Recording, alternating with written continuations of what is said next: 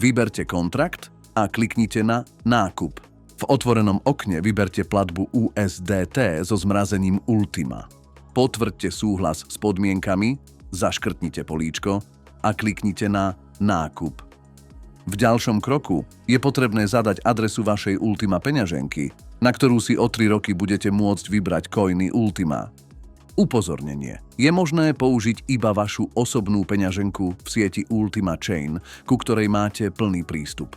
Ak uvediete burzovú adresu, nebudete si môcť vyzdvihnúť rozmrazené mince. Jednu adresu na rozmrazenie je možné zadať najviac 100 krát.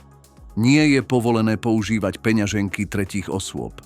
Zadajte adresu svojej peňaženky, zaškrtnite príslušné políčko a kliknite na Potvrdiť.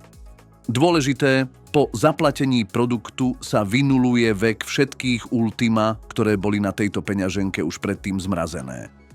Následne sa otvorí stránka, kde bude uvedená suma v USDT a adresa, na ktorú je potrebné odoslať transakciu.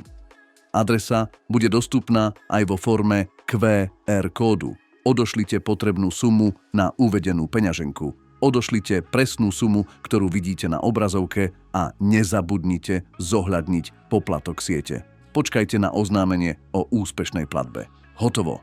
Balík ste úspešne uhradili v USDT so zmrazením Ultima na 3 roky.